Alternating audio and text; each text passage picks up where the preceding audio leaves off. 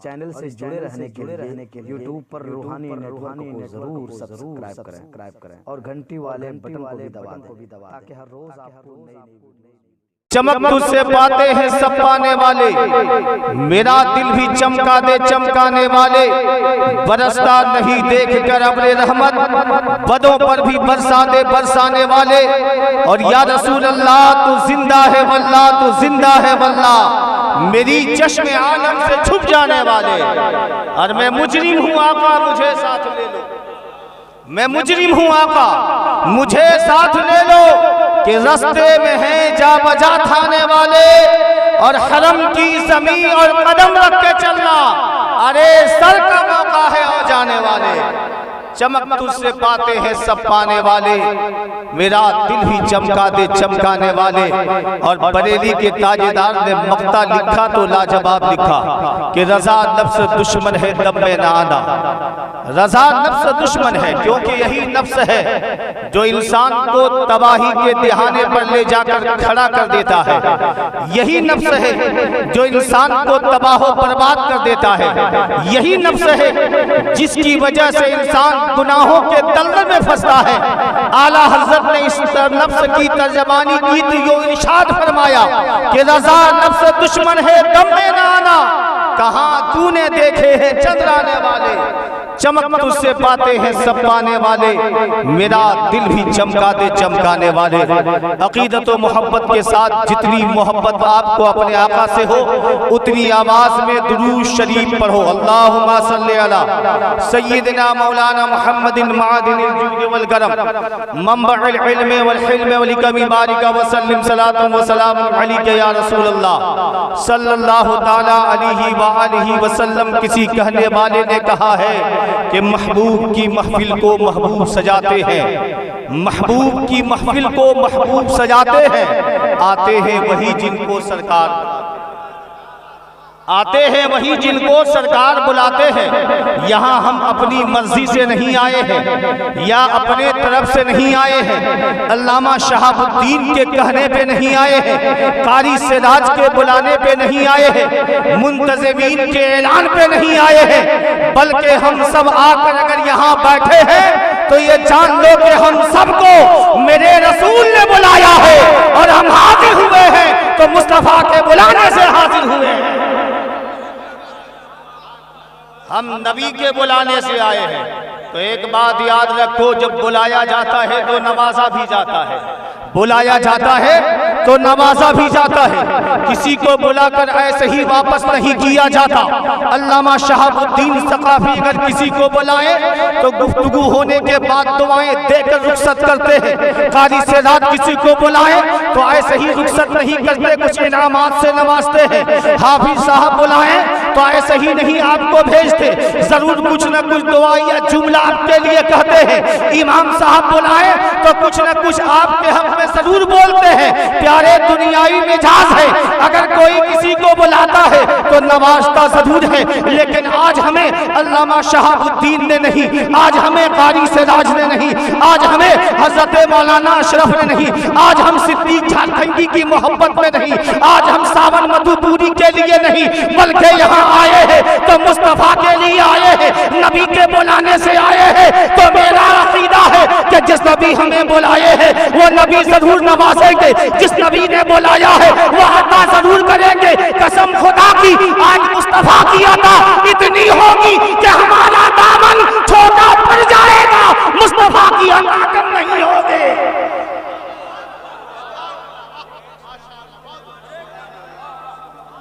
और एक बात याद रखिए कि ना मैं आपके उठक बैठक से डरता हूं ना आपके भागने से खौफजदा हूं। मुझे वो मजमा भी याद है कि जिसमें सुनाने वाले मुस्तफा थे, सुनने वाले अली थे। जोर से बोलो सुभान अल्लाह। सुनाने वाले चाह पिलाइए लेकिन थोड़ा धीरे पिलाइए, हाँ एकदम चाह पिलाइए, कोई शिकायत नहीं है। मजमा को अभी न पिलाइएगा, वो भी मजमा और वो भी जलसा हमें याद है जहां सुनाने वाले मुस्तफा थे, सुनने वाले अली की जात थी। तन्हा नबी सुना रहे हैं, तन्हा अली सुन रहे हैं। सुन्नियों मुलाहिजा करो न सुनाने वाले मुस्तफा का जवाब है, न सुनने वाले अली की मिसाल है। ऐसे जलसे भी हमने सुने हैं, ऐसे जलसे भी हमने पढ़े हैं। इसलिए सुनो, मुस्तफ़ा की मोहब्बत में बैठे हो तो ये सोचकर बैठो कि नबी हमें अता करने वाले हैं। और जहां मिलादे रसूल की महफिल होती है, आमद मुस्तफ़ा कॉन्फ्रेंस सजती है, जहां दीवानाए मुस्तफ़ा आते हैं, उस जलसे के ताल्लुक से उलमा फरमाते हैं कि वहां झमाझम खुदा की रहमतें बरसती है। और जितने लोग उस महफिल पाक में बैठे होते हैं, उन रहमतों में नहाते भी हैं और खुदा उनके गुनाहों को माफी फरमा देता है। हालांकि मेरी तकरीर का मौजू ये नहीं है, मेरी तकरीर का मौजू ये है कि इबादत सिर्फ अल्लाह की करनी है। ला ताबुदूना इल्लल्लाह, कि अल्लाह के अलावा किसी की इबादत मत करो। व बिल वालिदैन इहसाना, और माँ बाप के साथ अच्छा सलूक करो, अच्छा बर्ताव करो। वालिदैन एक अजीम नेमत है, जिस नेमत का कोई जवाब नहीं है। माँ बाप इतनी बड़ी नेमत है, इतनी बड़ी दौलत है, इतना बड़ा सरमाया है कि दुनिया में हर नेमत के बदले दूसरी नेमत मिल जाती है। अगर किसी के पास औलाद नहीं हो तो पैसे के बलबूते पर औलाद खरीदी जा सकती है। अगर मकानात ना हो तो पैसे के बलबूते पर मकानात बनाए जा सकते हैं। अगर गाड़ी घोड़े ना हो तो पैसे के बलबूते पर गाड़ियां खरीदी जा सकती है। अगर सरमाया ना हो तो पैसे के बलबूते पर वो सारी चीजें मुहैया की जा सकती है। लेकिन जरा मुलाहिजा करो, क्या कि दुनिया की तारीख में आज तक किसी ने ऐसा देखा है या सुना है कि एक इंसान के माँ बाप उससे जुदा हो गए तो उसने पैसे के बलबूते पर किसी माँ बाप को खरीदा हो? दुनिया की तारीख में आप कहीं ऐसा नहीं दिखा सकते हो।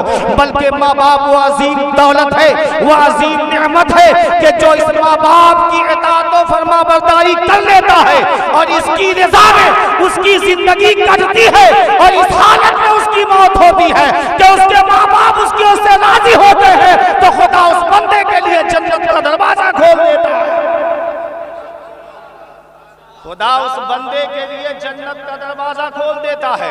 आज बाप बूढ़ा हो जाए तो लोग बोझ समझते हैं, माँ बूढ़ी हो जाए तो लोग बोझ समझते हैं। आओ आज मैं वाकयात की भी रोशनी में, हदीस की रोशनी में भी आपको बताऊंगा कि माँ बाप कितनी बड़ी नेमत है, कितनी बड़ी दौलत है। चलो सबसे पहले का वाकया सुनो और मुलाहिजा करो कि एक शख्स का 4 बेटा था और सबसे छोटा बेटा अपने माँ बाप की खिदमत करता था। एक वक्त ऐसा आया कि बाप बहुत सख्त बीमार हो गया। बेटे को यकीन हो गया अब मेरे अब्बा हुजूर हयात में नहीं रहेंगे, कुछ ही देर में वालिद का इंतकाल हो जाएगा, कुछ ही दिनों में इस दुनिया को छोड़कर चले जाएंगे। वो छोटे बेटे ने तीनों भाइयों को बुलाया और बुलाने के बाद कहा, देखो ये मेरे अब्बा हुजूर हैं जिनकी मैं खिदमत कर रहा हूँ। मैंने आप सबको इसलिए बुलाया है कि आज कोई भी चाहे तो बाप की खिदमत कर सकता है, लेकिन एक शर्त है, जो बाप की खिदमत करेगा उसे बाप की विरासत से महरूम कर दिया जाएगा, बाप की दौलत से महरूम कर दिया जाएगा, बाप का सरमाया उसे नहीं दिया जाएगा, जमीन और जायदाद उसे नहीं मिलेंगे, बाप का जो तनख्वा है उससे महरूम कर दिया जाएगा। इस सूरत में अगर कोई चाहे कि वो अपने बाप को रखे तो रख सकता है। तीनों भाइयों ने एक दूसरे को देखा, इसलिए कि छोटे भाई की ये ख्वाहिश थी कि बाप को आज तक हमने रखा है, आखिरी वक्त तक हम ही रखेंगे। तीनों भाइयों ने एक दूसरे को देखा, देखने के बाद फैसला किया, एक मेरे छोटे भाई हम तुम्हें बाप को देते हैं, तू मेरे बाप को रख ले और अपने पास ही रख ले, हमें इसकी जरूरत नहीं है। छोटे भाई ने बाप की इताअत और फरमाबरदारी की है और उसकी खुशनुदी हासिल की है। इस हालत में उसका बाप उससे राजी रहा और बाप का इंतकाल हो गया।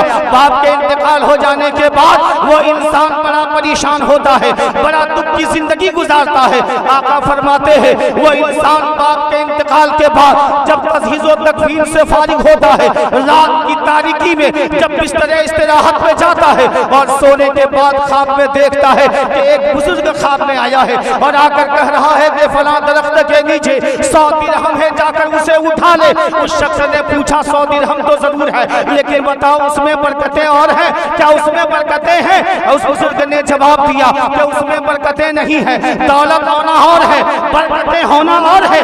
दौलत हर कोई कमाता है, बरकतें सब हासिल नहीं कर सकता। कहा कि दौलत मिल जाएगी, बरकत हासिल नहीं होगी। सुबह की सफेदी नमोदार हुई है, ख्वाब को अपनी बीवी के सामने पेश किया है। बीवी ने कहा कि मुफलिसी की जिंदगी गुजार रहे हैं, तंगदस्ती का जमाना है, फाका पे फाका है, आखिर वो दौलत क्यों नहीं ले आते? कहा दौलत तो मिल जाएगी, बरकत नहीं मिलेगी, इसलिए हम उस दौलत को नहीं देंगे। 100 दिरहम को छोड़ा, फिर रात की तारीकी छाई, फिर सोया तो ख्वाब में देखा फला दरख्त के नीचे 10 दिरहम है, जाकर उसे उठा ले, अपनी गरीबी को दूर कर ले। फिर छोटे ने वही सवाल किया, ए बता के दौलत तो है, क्या उसमें बरकत भी है? बुजुर्ग ने कहा नहीं, उसमें बरकत नहीं है। कहा उसमें बरकत नहीं है तो हमें ऐसी दौलत नहीं चाहिए। फिर पूरी कहानी अपनी बीवी को सुनाया। बीवी ने कहा जाकर ले लो, ताकि गरीबी की जिंदगी गुजारना ना पड़े, मुफलिसी की जिंदगी गुजारना ना पड़े। इसी सोचो फिक्र में था। उसने कहा दौलत कमाना और है, बरकत कमाना और है, अगर बरकत नहीं है तो हम उस दौलत को नहीं देंगे। फिर रात की तारीकी छाती है और फिर जब वो सोता है, ख्वाब में देखता है कि वही बुजुर्ग आया है और उसने कहा कि फला दरख्त के नीचे 1 दिरहम है, जाकर उसे उठा ले और ले ले। उस शख्स ने पूछा क्या उसमें बरकत है? बुजुर्ग ने कहा हाँ उसमें बरकत है। कह दो सुभान अल्लाह। पूरा मजमा हाथ उठाकर बोले सुभान अल्लाह। बुजुर्ग ने कहा उसमें बरकत है। नौजवान उठा, जाकर उस दिरहम को उठाया। उठाने के जब बाद बाजार के जानिब गया, बाजार में ऐलान हो रहा था 1 दिरहम की 2 मछलियां, 1 दिरहम की 2 मछलियां। उसने 1 दिरहम से 2 मछलियां खरीदी है और खरीदने के बाद घर को वापस आया है। वापस आने के बाद बीवी से कहा इन मछलियों को काटा जाए, फिर इसे पकाया जाए। जब मछली के पेट चीरे गए तो उस मछली के पेट से 2 कीमती मोती जो है बरामद हुए, 2 कीमती मोती उसे मिले। और जब वो कीमती मोती मिले, मछली बन गई और भूख की प्यास, भूख की शिद्दत को मिटाया है, प्यास की शिद्दत को मिटाया है। मिटाने के बाद उस मोती को लेकर बाजार के जानिब बढ़ा। एक सोनार की दुकान में गया, जाकर मोती को दिखाया। मोती को दिखाने के बाद सोनार ने कहा कि ये इतनी कीमती मोती है कि पूरे शहर में कोई इसकी कीमत अदा नहीं कर सकता है, पूरे शहर में कोई इसकी कीमत नहीं दे सकता है। वो इंसान उस मोती को लेकर के वापस घर को पलटता है और पलटने के बाद अपनी बीवी से सारा माजरा सुनाता है, यहाँ तक एक जोहरी को दिखाता है। जोहरी के जरिए बादशाह तक खबर जाती है। बादशाह ने उस इंसान को बुलाया है और बुलाने के बाद कहा मैंने सुना है कि तुम्हारे पास एक कीमती मोती है। कहा हाँ कीमती मोती है। कहा कि क्या उसे दोगे? कहा हाँ देंगे। कहा कितनी कीमत लोगे? बादशाह पे इख्तियार छोड़ा, आप जितने दे दोगे उतने ही पे दे देंगे। बादशाह ने कहा 30 गधों के खच्चरों पर सोना लाद के दूंगा, इतनी दौलत दूंगा, तुम इस दौलत को ले लो और ये मोती हमें दे दो। वो इंसान इस सौदे पे राजी हो गया। राजी होने के बाद बादशाह ने फिर उससे सवाल किया क्या ऐसी कीमती मोती तुम्हारे पास और भी है? उसने कहा हाँ और एक है। कहा कि उसे भी दे दे। कहा कि अब कीमत आप नहीं लगाओगे, हम लगाएंगे। कहा कि अब कीमत क्या है? कहा एक मोती की कीमत 7 खच्चर काट करके आपको सोने देने होंगे। बादशाह इससे भी राजी हो गया। सुन्नियों मुलाहिजा करो, वो इंसान जो मुफलिसी की जिंदगी गुजारता था लेकिन बाप की अताअत में जिंदगी गुजारा है, तो खुदा ने इतना नवाजा है कि बादशाह के बाद उस इलाके में उससे ज्यादा मालदार और कोई नहीं है। बाप आपकी अताअत तो फरमाबरदारी बहुत बड़ी दौलत है, बहुत बड़ा सरमाया है। इसलिए मैं आपसे कहना चाहूंगा दौलत मिले या ना मिले, सरबत मिले या ना मिले, सरमाया मिले ना मिले, अगर माँ बाप की खिदमत मिल जाती है तो इसे लाजिम पकड़ो। माँ बाप की इज्जत करो, एहतराम करो, इसलिए कि माँ बाप से बढ़कर दौलत और कोई नहीं हो सकती है। ये अजीम नेमत है जिस नेमत के बदले खुदा बंदे को जन्नत अता फरमाता है। जहाँ माँ के कदमों तले जन्नत है वही बाप उस जन्नत का दरवाजा है। आओ मुलाहिजा करो, एक शख्स मुस्तफ़ा जाने रहमत की बारगाह में, क्योंकि आज माशरे में इतनी सारी खराबी आ गई है, इतनी सारी बुराई आ गई है कि जब माँ बाप बूढ़े हो जाते हैं तो हम उसको तंग नजरी से देखते हैं। जब माँ बाप बूढ़े हो जाते हैं तो उसे हम दकियानूस कहते हैं। जब माँ बाप बूढ़े हो जाते हैं तो उन पर हम परेशानियाँ ढाते हैं। जब माँ बाप बूढ़े हो जाते हैं तो उन पर जुल्म सितम होते हैं, यहाँ तक कि माँ बाप को नजरअंदाज भी किया जाता है। लेकिन सुन लियो, क्या आपने मुस्तफ़ा की हदीस हदीस नहीं पढ़ी है। मेरे आका फरमाते हैं, मेरे रसूल की प्यारी हदीस है, कसम खुदा की सुन लो। खिदमत करना तो और बात है। खिदमत कर ली तो सोने पे सुहागा है। खिदमत कर ली तो आपका किस्मत का सितारा चमक उठेगा। अगर कोई इंसान माँ बाप की खिदमत नहीं भी करता है और सुबह के वक्त सिर्फ माँ बाप का चेहरा मोहब्बत से देख लेता है, सिर्फ माँ बाप का चेहरा मोहब्बत से देख लेता है, तो आका इरशाद फरमाते हैं उस इंसान के लिए शाम तक के लिए जन्नत के 2 दरवाजे खोल दिए जाते हैं। अगर वो इंसान इस दरमियान इंतकाल कर जाता है तो खुदा उसे जन्नत में दाखिल फरमा देता है। कितनी बड़ी बात है, कितना बड़ा सरमाया है माँ बाप। मुलाहिजा करो, आका की बारगाह में एक सहाबी रसूल हाजिर होते हैं, अर्ज करते हैं या रसूल अल्लाह, या हबीब अल्लाह, मेरा बेटा है जो मुझे नजरअंदाज कर रहा है, मेरा बेटा है जो मुझे परेशान कर रहा है, मेरा बेटा है जो मुझे जलील कर रहा है। या रसूल अल्लाह, आप ही फैसला फरमाते। किसी चीज के जानिब में हाथ बढ़ाता हूँ तो बेटा लेने से मना कर देता है। आज हमारी भी हालत यही है, हम माँ बाप को नहीं देखते हैं। अपनी औलाद के लिए सारी चीजों का इंतजाम होता है, लेकिन माँ बाप के लिए कोई इंतजाम नहीं होता, माँ बाप के लिए कोई सरमाया नहीं होता, माँ बाप के लिए कोई दौलत नहीं होती। लेकिन आका का फरमान सुनो, मेरे रसूल की बारगाह में वो बूढ़ा सहाबी शिकायत लेकर पहुंचा है, मेरा बेटा है हमें सामान छूने नहीं देता है, हमें नजर से देखता है, मेरा बेटा है जो हमें परेशान करता है, मेरा बेटा है जो हमें नजरअंदाज करता है। आका तो जहां ने उसके बेटे को बुलाया और बुलाने के बाद कहा, तुम्हारे अब्बा हुजूर ने तुम्हारे हक में शिकायत की है, क्या ये बातें सही है? उस नौजवान ने कहा, हाँ ये बातें सही है, मैं इसलिए अपने बाप को कोई सामान छूने नहीं देता हूँ। जब मेरा बाप छूता है तो छूने के बाद वो सामान तोड़ डालता है, मेरा बाप देखता है तो उस सामान को बर्बाद कर डालता है। मेरा बाप जब उस सामान को देखता है तो देखने के बाद उस सामान की हैसियत और उस सामान की नमोनुमाइश जो है खत्म हो जाती है, वो सामान जो है बर्बाद हो जाता है। आकाए दो जहां ने जब ये जुमला सुना, कसम खुदा के प्यारे कुर्बान जाओ, मेरे मुस्तफा की साथ है, मेरे सरकार के आंखों में आंसू आ गए। थोड़ी देर के लिए आका ने सुकूत फरमाया, मेरे नबी रोने लगे, रुखसार पर आंसू के कतरे जो है चल रहे हैं, दाढ़ी मुबारक से टपक कर मेरे आका के दामने मुबारक पे गिर रहे हैं। हुजूर ने एक जुमला इरशाद फरमाया, नौजवान तुझे मालूम है जब तू बचपन बच्चा था वो वक्त था कि तेरा बाप तेरे लिए सामान खरीदता था, तू उसे तोड़ देता था, तेरे बाप तक नहीं कहता बल्कि तेरे लिए दूसरा सामान खरीद कर ले आता था। और तू है कि अपने बाप को कहता है कि मेरा सामान तोड़ दिया। तुझे मालूम है तू भी और तेरा माल भी तेरे बाप का है। जोर से अरे जिन जिन को माँ बाप से मोहब्बत है हाथ उठाकर बोलो या रसूल अल्लाह। पूरा मजमा झूम कर बोले सुभान अल्लाह। और 2-4 मिनट बर्दाश्त करेंगे। सरकार ने फरमाया तू भी अपने बाप का माल है और तेरी दौलत भी तेरे बाप का माल है। ऐसा मत सोचो कि हमने कमाया है तो मेरा है, तू भी अपने बाप का है, तेरी दौलत भी तेरे बाप की है। इसलिए मुलाहिजा करो, माँ बाप को हिकारत की नजर से मत देखो और माँ बाप की शिकायत मत करो। माँ बाप से मोहब्बत करो, माँ बाप से प्यार करो, क्योंकि माँ बाप से मोहब्बत करोगे, माँ बाप से प्यार करोगे तो माँ बाप भी तुमसे राजी होंगे और जब माँ बाप राजी होंगे तो खुदा भी राजी हो जाएगा। इसलिए आका ने किसी मौके से इरशाद फरमाया था कि जब माँ बाप की बारगाह में जाओ तो सुकड़ के जाओ, समेट के जाओ, कह दो सुभान अल्लाह। आका ने मिसाल के तौर पर इरशाद फरमाया था कि जब परिंदा प्रवास करता है आसमान के जानिब तो अपने परों को खोलकर बुलंदियों में उड़ता है, बहुत ऊंची परवान होती है, ले परवास होती है। लेकिन जब ऊपर से नीचे परिंदा आने लगता है तो अपने परिंदों को जो अपने परों को सुकड़ लेता है, अपने परिंदों को समेट लेता है, तब जाकर वो जमीन पर आ पाता है। देश को कितने ही बड़ा ओहदा क्यों नहीं मिले, कितने ही बड़ा सरमाया क्यों नहीं मिले, कितनी ही बड़ी दौलत क्यों नहीं मिले, कितने ही बड़े आप ओहदेदार क्यों ना हो, अपने वक्त के प्रोफेसर आप हो, अपने वक्त के डॉक्टर आप हो, अपने वक्त के लेक्चरर आप हो, अपने वक्त के मुफ्ती आप हो, अपने वक्त के मुहक्किक आप हो, अपने वक्त के मुनाजिर आप हो, अपने वक्त के मुदर्रिस आप हो, अपने वक्त के मुकर्रिर आप हो, लेकिन घर आओ तो इन तमाम ओहदों को बाहर रखो और पहले के जो तुम थे वही बेटा बनकर कभी बाप की खिदमत में हाजिर हो जाओ, कभी माँ की खिदमत में हाजिर हो जाओ।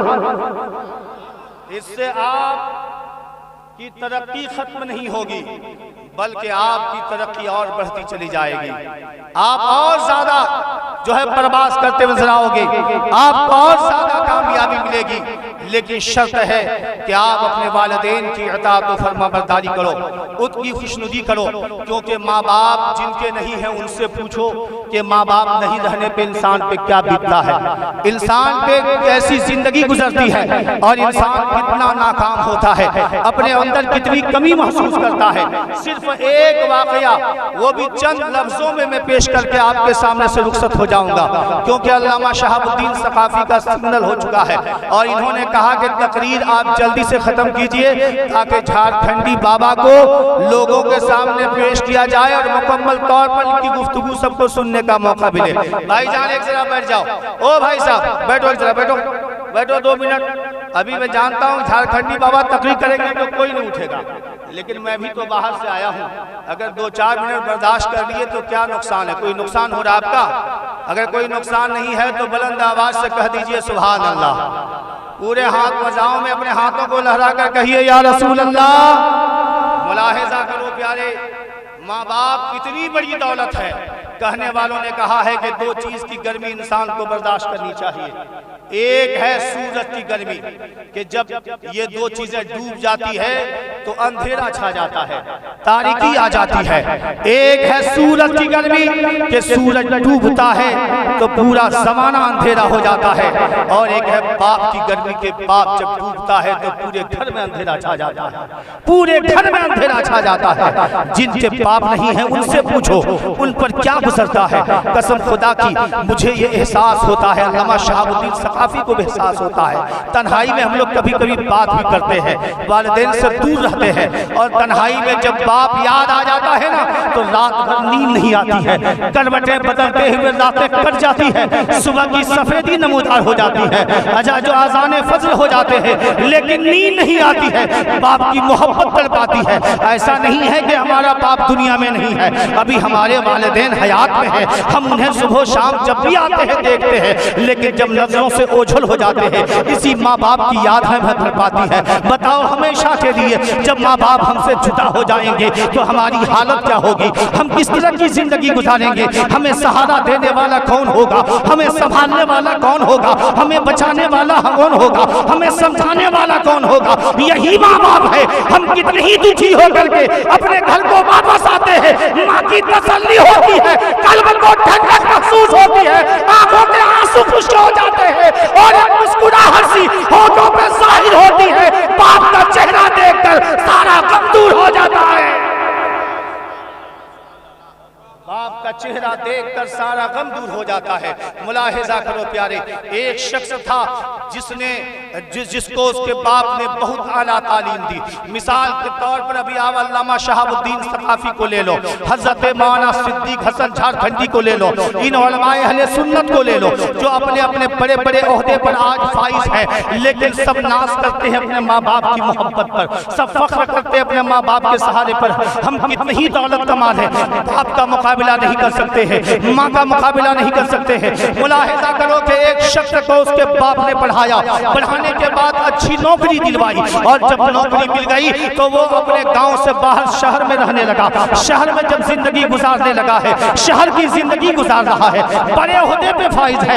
एक दिन देहात में रहने वाले बाप की ख्वाहिश जाहिर होती है, चलो आज अपने बेटे से शहर मिल करके आए। वो इंसान तैयार होता है, सवारी मंगाता है, बाप बेटे से मिलने के लिए बेटे के ऑफिस में पहुंचा है। जैसे ही बेटे के ऑफिस में पहुंचा है, दरबान ने जाकर अंदर खबर दी है, तुम्हारा बाप आया है, आपके वालिदे गिरामी आए हैं। इतना सुनना था, बेटे ने उस ओहदे के कुर्सी को छोड़ा, भागता हुआ, क्योंकि वफादार बेटा था, आज का कद्दार बेटा नहीं था जो बीवी के पल्लू में छुप करके रहना जानता हो लेकिन माँ बाप की इताअत करना ना जानता हो, बीवी की गुलामी उसे पसंद हो लेकिन माँ बाप की इताअत और फरमाबरदारी उसे पसंद ना हो, माँ बाप जो कहे उसे वो पसंद ना हो। मुलाहिजा करो, भागता हुआ बाप के सामने आया, कदम बोसी की, हाथों को चूमा, बाप के बराबर खड़ा हो गया। वालिद ने पूछा बेटा कैसे हो? कहा अब्बा हुजूर आपकी दुआ है, खुदा के करम से बहुत अच्छे हैं, कोई दुख और दर्द नहीं है अब्बा, आपकी दुआ से जिंदगी अच्छी गुजर रही है। बाप ने कहा बेटा कामयाबी मिल गई है? कहा अब्बा हुजूर आपकी दुआ है तो कामयाब क्यों नहीं होंगे? बाप ने अपने दाहिने हाथ को उठाया, बेटे के कांधे पे रखा और पूछा बेटा बता इस वक्त दुनिया का सबसे बड़ा ताकतवर इंसान कौन है? जोर से बोलो, जोर से बोलो, पूरा बदना हाथ उठाकर बोले सुभान अल्लाह। बातें पूरी कर रहा हूं, तवज्जो से सुनना। बाप ने बेटे के कांधे पे हाथ रखा, कहा बेटा बता इस वक्त दुनिया का सबसे बड़ा ताकतवर इंसान कौन है? बेटे ने सीने पे हाथ रखकर मुस्कुराकर जवाब दिया अब्बा हुजूर इस वक्त दुनिया का सबसे बड़ा ताकतवर इंसान कोई है तो मैं हूं, सबसे बड़ा ताकतवर इंसान कोई है तो मैं हूं। बाप ने कांधे से हाथ उठा लिया, कहा बेटा अब बता दुनिया का इस वक्त सबसे कमजोर इंसान कौन है, सबसे लागर इंसान कौन है, सबसे बेसहारा इंसान कौन है? उस इंसान ने फिर जवाब दिया अब्बा हुजूर इस वक्त दुनिया में हमसे ज्यादा कमजोर इंसान और कोई नहीं है। बाप ने जब दोनों जुमले सुन लिए बेटे से पूछा बेटा आखिर बता ये वजह क्या है कि जब मैंने पहली बार तुझसे सवाल किया था तो दुनिया का ताकतवर इंसान तू था, दूसरी बार सवाल किया है तो तूने कहा है कि सबसे जो है कमजोर और लागर इंसान हम है। बेटे ने जवाब दिया अब्बा हुजूर जब आपका हाथ हमारे कांधे पे था तो दुनिया का सबसे ताकतवर इंसान मैं खुद को महसूस कर रहा था, आपका हाथ हमारे कांधे से हटा है तो दुनिया का सबसे कमजोर इंसान खुद को महसूस कर रहा है। इतनी अच्छी तकरीर हो रही है, आप लोगों में से किसी को नारा नहीं आता? अरे मुझको भी तो मोहल्ला दीजिए।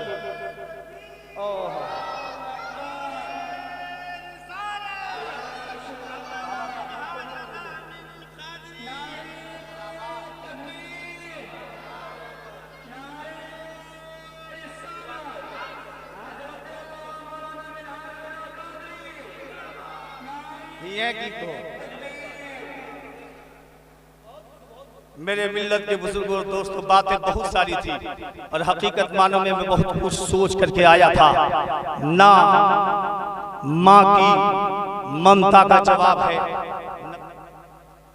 है, दोनों पे मिसलों में मिसाल हैं, इसलिए हमें वालिदैन की अताअत और फरमाबरदारी जिंदगी भर करनी है। करेंगे कि नहीं करेंगे?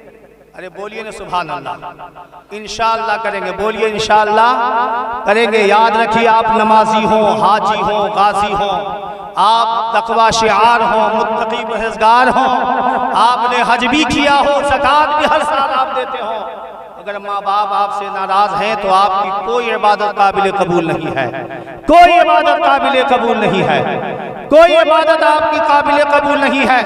लेकिन अगर आप नमाज पढ़ रहे हैं और माँ बाप की इताअत भी कर रहे हैं, उनकी फरमाबरदारी भी कर रहे हैं, तो जान लीजिए कि आपकी इबादतें भी कबूल हो रही है, आपकी नमाजें भी कबूल हो रही है, आपके सजदे भी कबूल हो रहे हैं। अल्लाह ताला हम सारे मुसलमानों को अपने वालिदैन के साथ अच्छा सलूक और अच्छा बर्ताव करने की तौफीक अता फरमाए।